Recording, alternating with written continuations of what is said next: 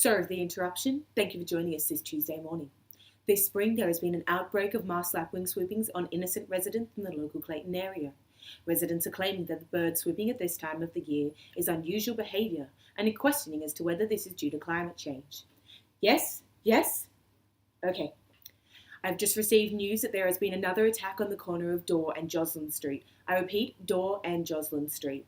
We'll now live stream over to two mass lapwing experts who will discuss the possible reasoning behind the bird's aggressive behaviour this swooping season. Thank you. Thank you for inviting us. Hi, I'm Helen and this is Jasmine. We are experts on the masked lapwing, also known as the masked plover, the spur-winged plover, and by its scientific name, vanilla smile. Many viewers at home may be familiar with this curious and fascinating bird. If you've ever encountered this bird, you may have perceived it to be quite aggressive. However, it is most likely that your encounter with the masked lapwing was while they were breeding or near their nest, as they are often very calm species that are not bothered by the presence of humans. As you can see, masked lapwing have a distinctive yellow beak and prominent spur on each wing at the start of the wing close to its body. They are approximately 33 to 38 centimeters long and have black feathers on the top of its head, the back of the neck with a white feather underneath, and long legs. Masked lapwings are distributed mainly in eastern Australia, across Victoria, New South Wales and Queensland, but can also be found in other areas of southern Australia and Northern Territory. They are commonly found around edges of wetlands and in other moist open areas and environments, however are very adaptable and can be found in very arid and built-up or industrial areas. Masked lapwings are able to breed during any suitable conditions, however mainly breed from the months August to October. During this breeding season, they lay about 3 to 5 eggs and become extremely defensive around their nest site. They will also often squawk loudly and swoop at any passerby in an attempt to protect their young. As you can see here, the masked lapwing is walking along the grass area looking for food as it is hungry. Overall, as mentioned earlier, it can be seen that the masked lapwing is relatively friendly unless if you walk near its nest. According to our masked lapwing specialization and expert studies over the past 10 years, this appears to be quite normal behavior. Thank you so much, Helen and Jasmine, for that important background information on today's special edition on the masked lapwing. We will now briefly head over to Beth at the Studio of Meteorology, who will be discussing climate change and its effect on our Australian climate. Over to you, Beth. Thank you, Gabby, and now for today's climate report. Australia's mean temperature has risen by 0.9 degrees since 1910. And evidence shows that many aspects of warming in Australia are attributed to the enhanced greenhouse effect that is predominantly caused by human activity.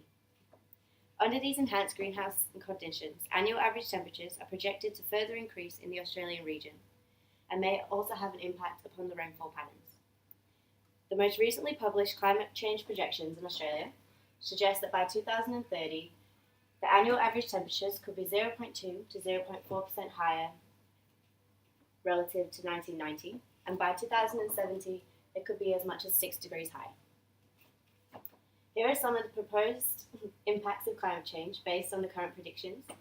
So we could see an increase in the frequency and intensity of extreme daily rainfall in most regions in Australia, as well as an annual decrease in the rainfall in southern Australia, which could increase droughts, a more exasperated fire season, and in general just more warm days, fewer cold days.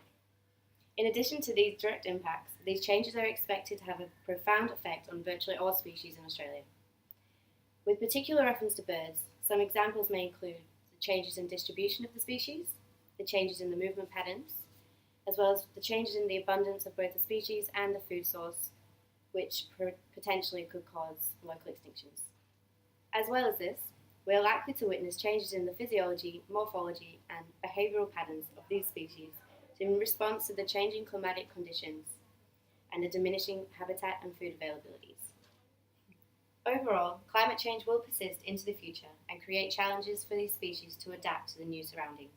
The potential impacts to the range, movement, and abundance of these species, as well as their physical and behavioural characteristics, are already being witnessed in Australia. And we will now head back into the studio to hear some expert coverage of how these climatic changes are affecting the native marsh lapwing. Back to you, Gabrielle. Thank you so much, Beth. Scary stuff, isn't it? So, how does this all relate back to our dear friends, the marsh lapwings? Let's head back to the experts.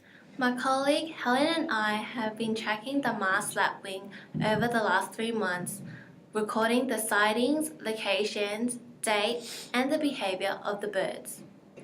By looking at the statistics here, the results show that there are consistent sightings over the 7-week period.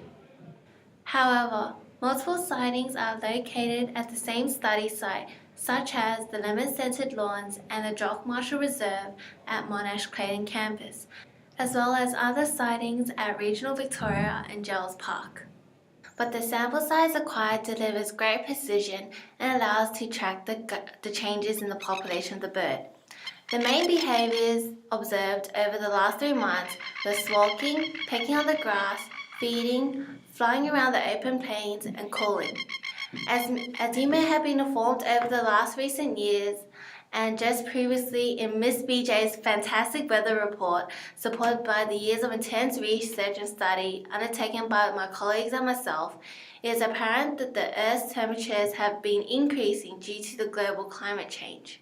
In previous studies, many scientists and researchers, including Holden, Millikan and Johnston, have tested the hypothesis that the increase in global temperatures will drastically affect the breeding pattern and behaviours of bird species, including the marsh lapwing. In their results and discussion, they concluded that the marsh lapwing is unaffected by climate change.